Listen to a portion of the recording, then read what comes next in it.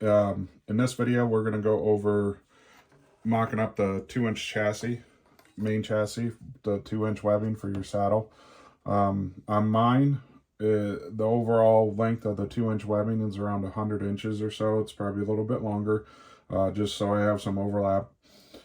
From this line mark all the way over to this one is 18 inches. So that's partly how I got my overall my dimensions, because from this corner here over to this corner here is 32. So times that by 2, because we've got top and bottom, that's 64 inches. And then for 18 and 18 on both sides, that's 36. So we got 100 inches. And then so I measure mine out probably to 102, 104. That way I have a little overlap at the bottom here. And then with this 18 inches, you can see my tailor's mark here with the blue chalk. From here, I measure 9 inches because half of 18 is 9 inches. And then because my 1-inch tubular webbing is 10 inches, I measured back 5 inches on both sides, and that's where I clipped it in. So that way I know this is in the center of the main loop. And then what I did was I started over here. I sewed a line of stitches down there, probably went over it 3-4 times, stuck in one of these, I'm not sure if I'm saying it right, but I stuck in one of these Delrin balls. You can get these on Amazon, or you can go to like a Joann's Fabric or something like that and get these plastic ones. I've hit them with a hammer and stuff like that, and they don't really, I mean, it takes some force to break them. So these ones are 12 millimeters. Whereas these ones I got off of Amazon are 7/16. So those ones are a little bit bigger. So what we do is get this part sewn in there so we have a stop. We're going to take one of the balls and our dowel rod here, and you're going to shove it in that way, push it all the way in. And then what I have for my stitch lengths, and you can change this, I mean, you could probably do this every 1.25 put a stitch, or 1 3/4 put a stitch. I have mine at 1.5 inches, but basically what I make sure I can do is I can make sure I can put this ball, if you can see that, I can kind of squish it back and forth. So, but realistically what you want, if you can see that, you can see how there's a little channel through there. So those are your comfort channels. So that way when your main webbing, your bridge goes through there, it locks it in place. That was the whole deal for it.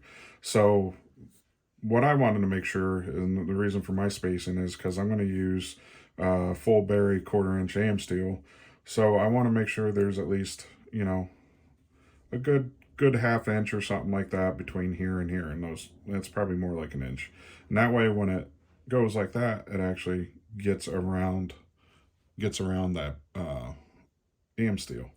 So in this, on mine, I end up putting 6 in there. You can put you can load it all the way up around, or you can put 4, or you can do whatever you want. It's up to you. But that's the side that we've completed so far. So we're going to switch it around, and I'm going to show you how I actually do the other side. So what also I do to make sure I get a clean stitch, which I did on one end here a little bit better. This one not so much, because you can see how it's not even right there. But I'm gonna show you how I make sure I'm gonna have it even. So I got a clip here, and you can see the fold is even there.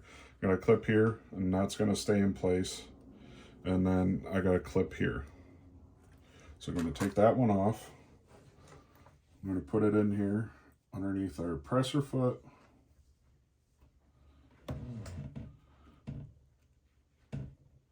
Just like that. And I'm really going to be right on the edge, so that way I can tie the loose fabric from the webbing right in there.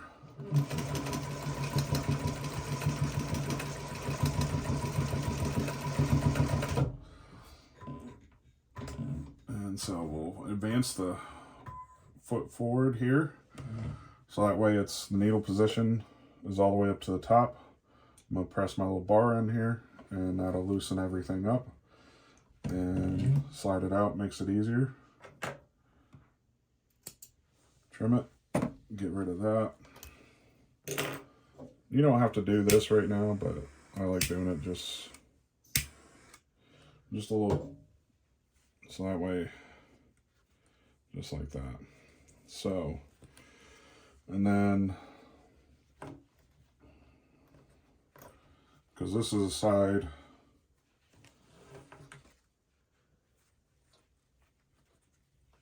let me see here. Yeah. So we're going to measure from this end, but just make sure you're always measuring from the same end as your other one. That way it stays fairly even. So I'm going to go from the end here.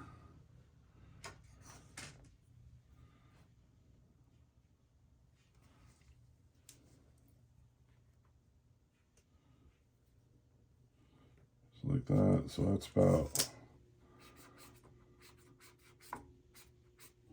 1.5 inches right in there.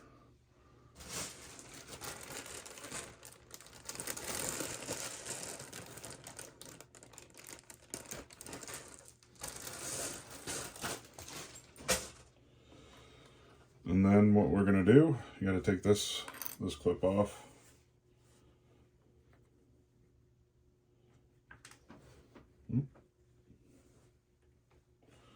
Lost my ball. Shove that in there just like that.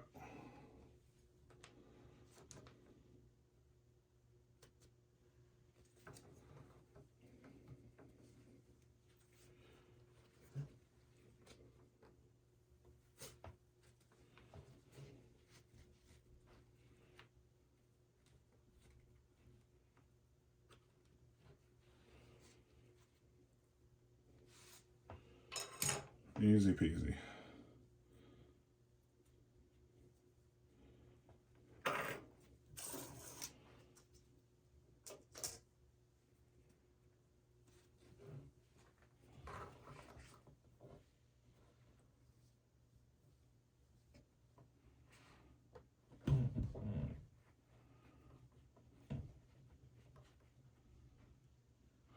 So some of the stuff like this, where your assembly is really thick, this is where, you know, having a higher presser foot height is really going to help.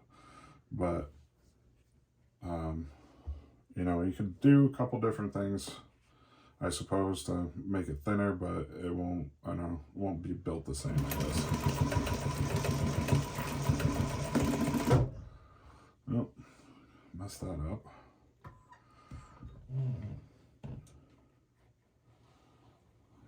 Still good there. Went past the fabric, and what that'll do is they'll bird nest you down there if you do that too much. But we'll do a couple more here.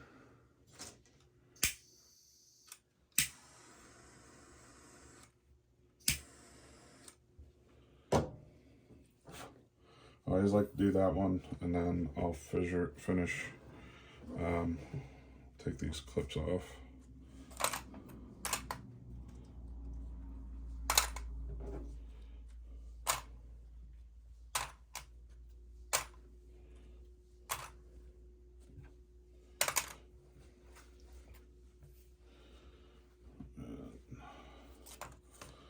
Lay this out here flat like that.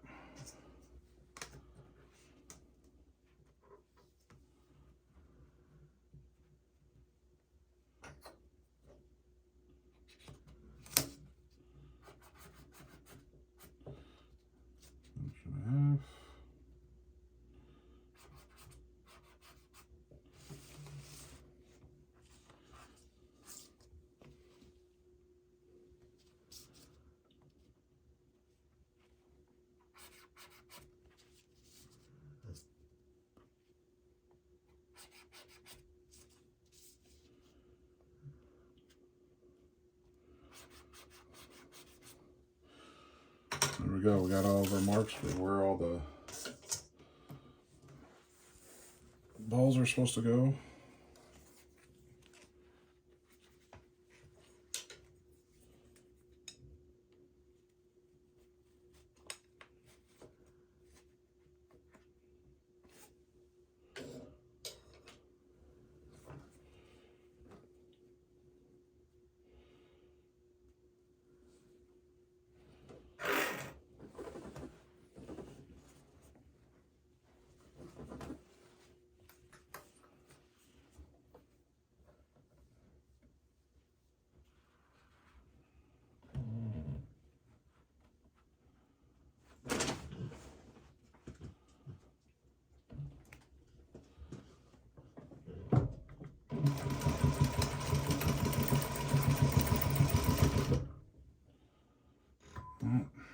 thread broke on us, which that can happen.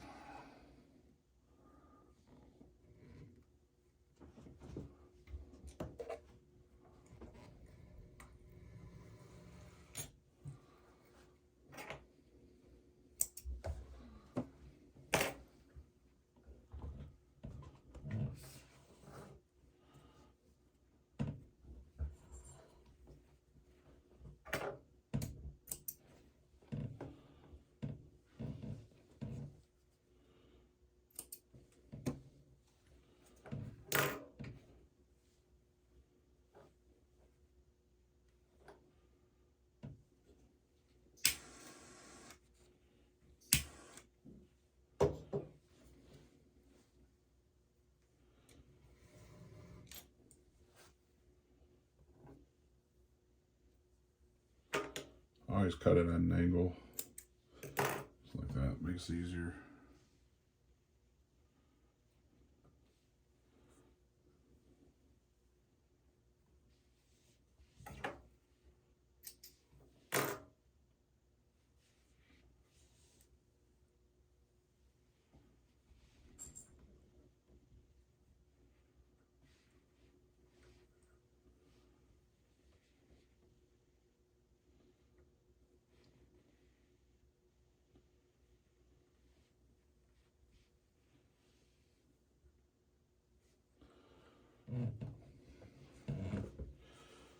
Press your foot up, bring the needle down a little bit.